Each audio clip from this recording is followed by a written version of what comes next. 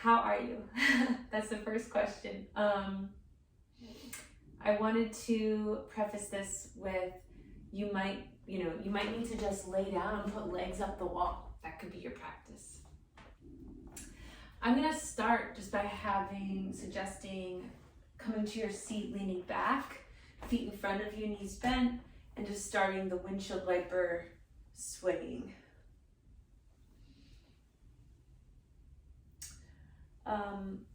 For those of you who don't know me, I started learning about yoga in high school.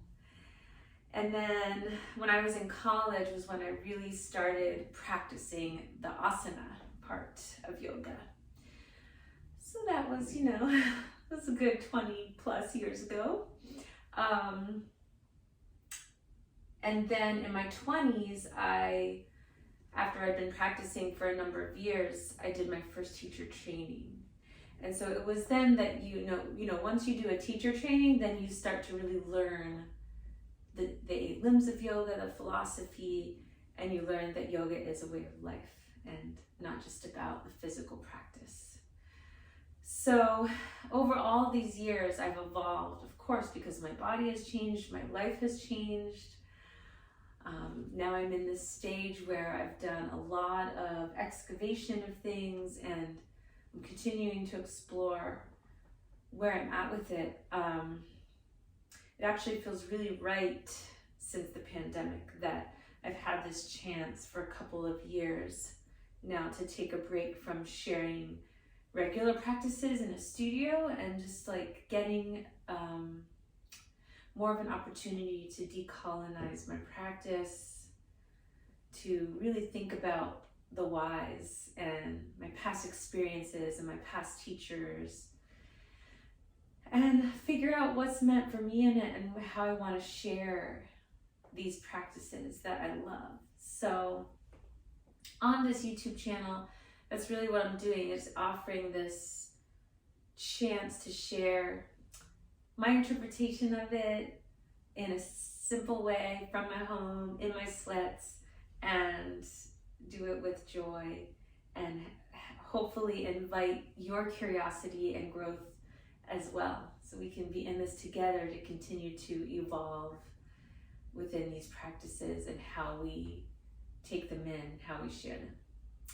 Okay, so with all that, I'm going to start in a bound angle pose, soles of the feet together, knees to the side.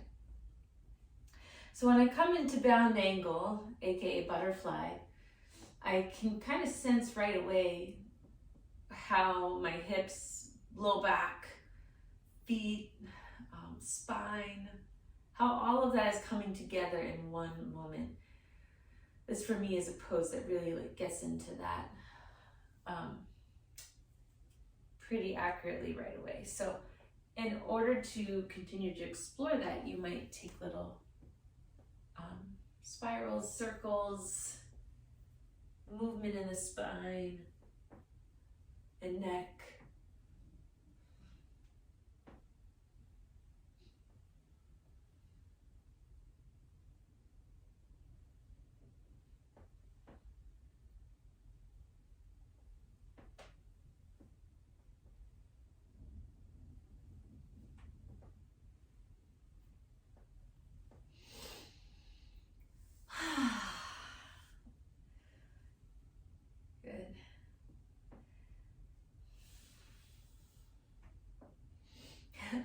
I think it's so funny how movement teachers, we say things like that, good, or I don't know, I catch myself all the time because it's like I'm trying to envision you all there in front of me, and so it's like you really are in a way.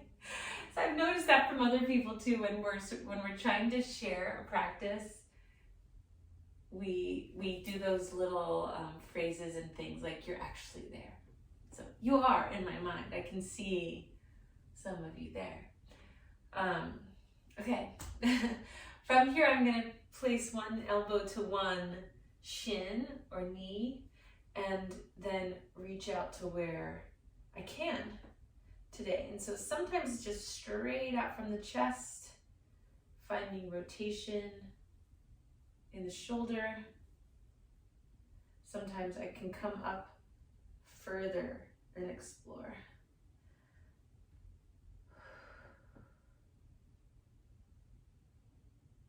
And then going to the other side, nice and slow transition.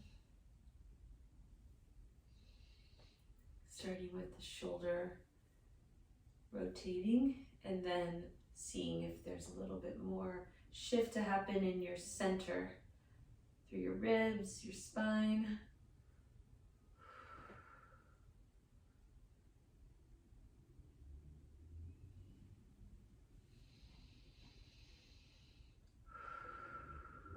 And then I'm going to reach forward. So I'm going to crawl my fingertips out as far as I can manage. You get to decide now where you want to take your experience.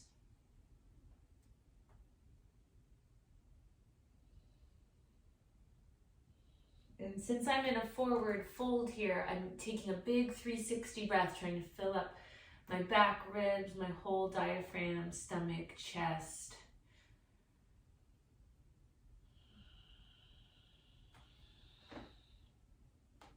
And then coming back up. All right, I'm gonna lean back onto my hands again, place my feet to the mat, do another little sway of the knees.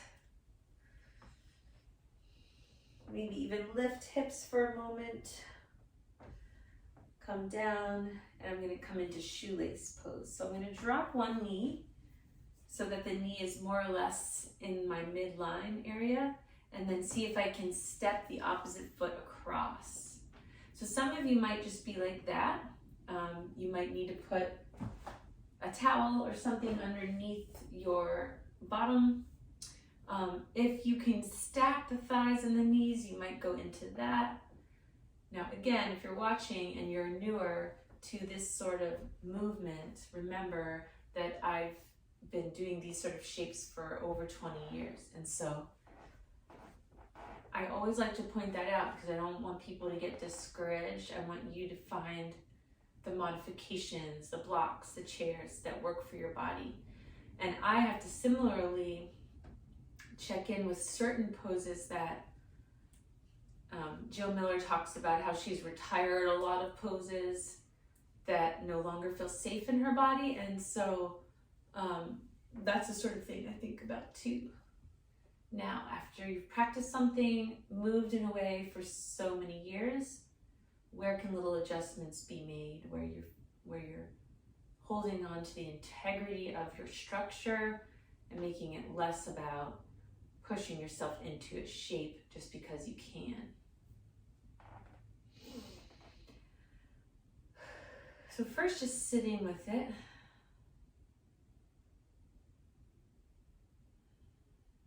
Making adjustments as needed. And then I do like sometimes in this shape to take a moment for a twist. So whichever leg you started with on top, you can take that arm out to the side and open. Maybe behind you, and use the floor to aid in a moment of check-in and breath.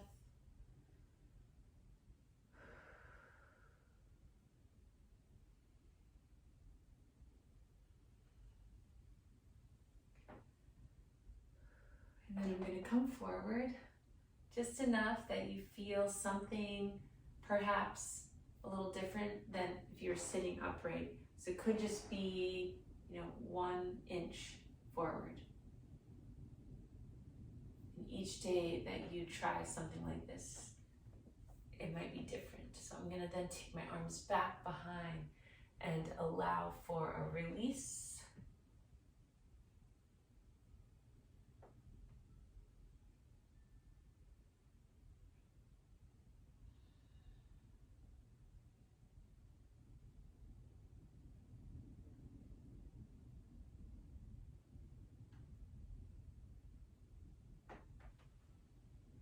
From here, I'm going to come back up and begin the transition to the other side. So in order to do that, I'm going to take my fingers behind me, lean back, and really slowly unravel.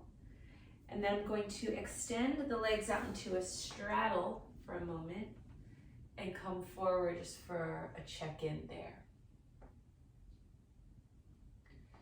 Then I'm going to lean back again and tuck the other leg into the midline and step the opposite foot across.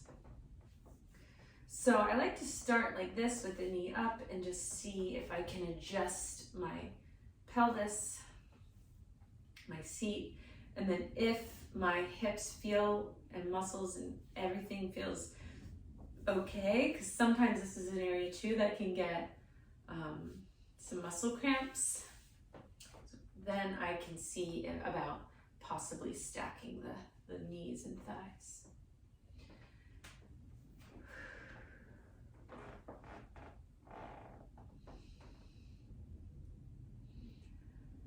All right.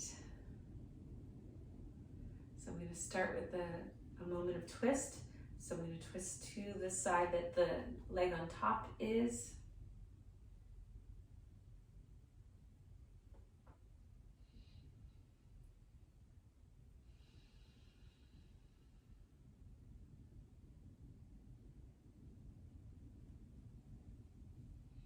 And then see if I would like to invite a moment of release forward.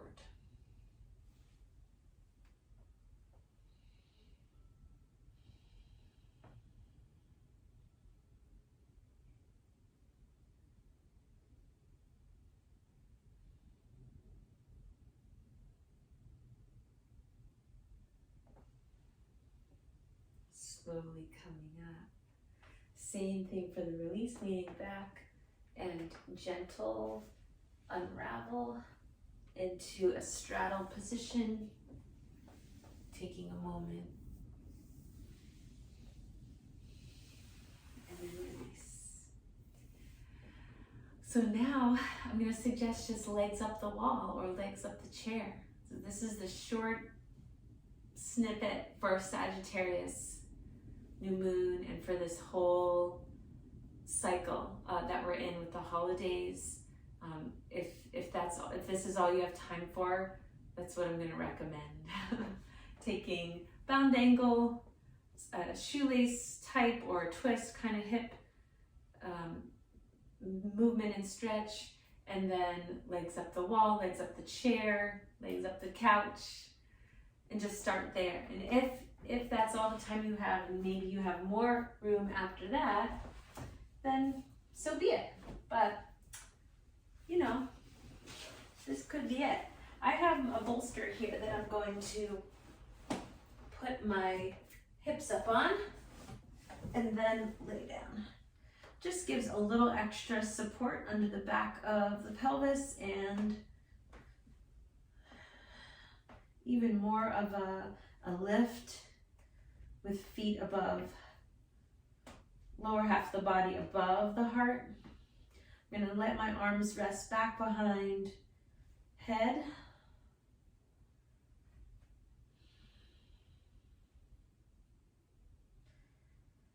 So remember, you can do this, you can do it right up against the wall with nothing underneath your back at all.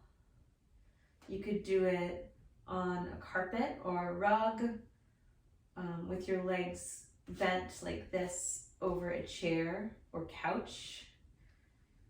I do that in my living room all the time. And then take some moments to press the back of your head into the ground and lift your shoulders up and kind of wiggle out. And then same with your legs, you might press your heels into the wall, or press, if you're over a couch or bed, kind of press your legs against it until you feel secure and checked in.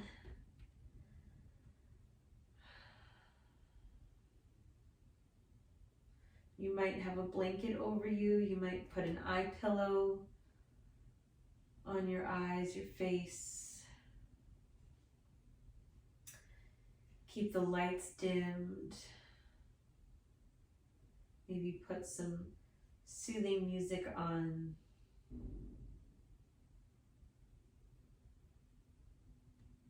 So I don't know if if you watch this, if you go back, I'm hoping you're doing this along with me, but I just let my feet, something in me, like after I shared that with you, my feet just kind of relaxed out to the side. And so that's something that happens too once you let go of what you're doing and your own expectations.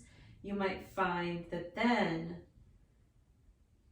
just letting go of the mental energy that it takes to get into a position allows for some shift in your brain so that your muscles and your body can soften, release. It doesn't always work that way, but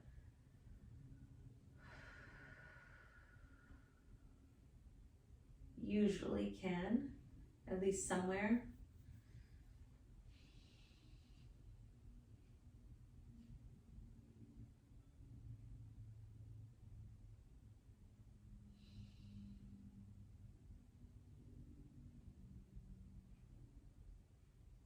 Notice your thighs, your upper legs, from your kneecaps to your pelvis.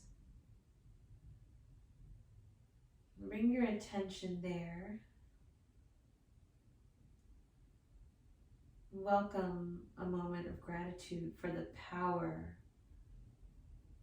that this part of your body brings to each and every day to keep you going.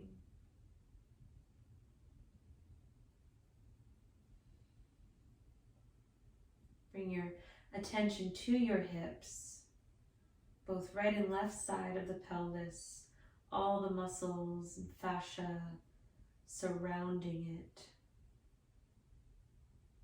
into your backside, your glutes, the front of your hips, running down into your quadriceps, inner and outer thigh,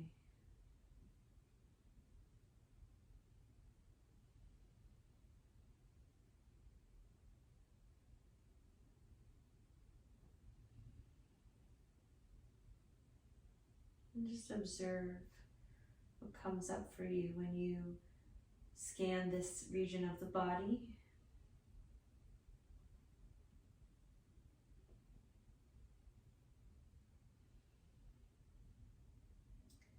And another suggestion is from here to then scan outward from that region that I'm suggesting. So you can scan from your thighs down to your feet.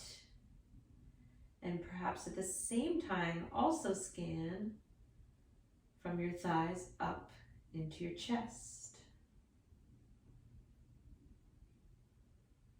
so that you can embody your whole self for a moment.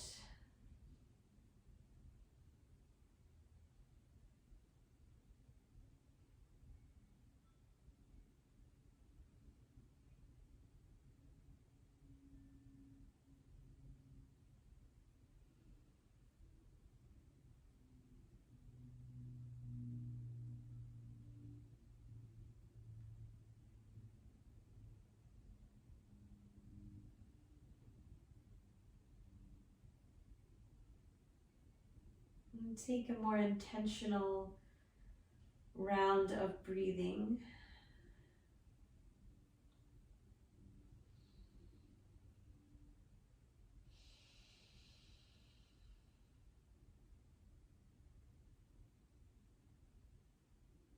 And if you want to stay here, if this is feeling super nice, then you might just let the video turn off. If you are ready to move on from your day,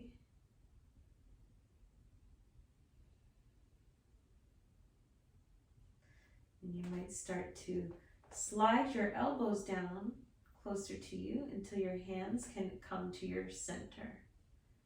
With your hands at your ribs and your stomach, take a full breath in. and let it go.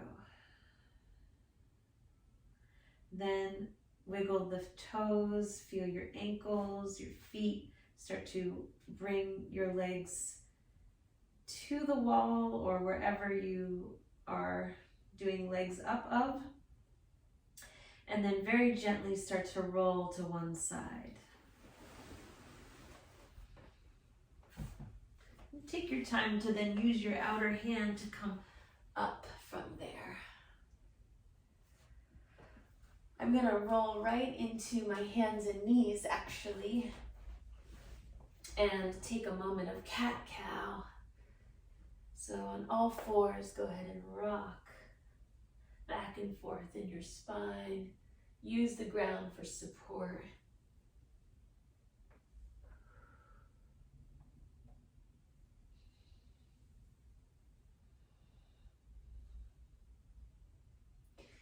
And that's it. Take any other pose that you want to set a moment before you move on.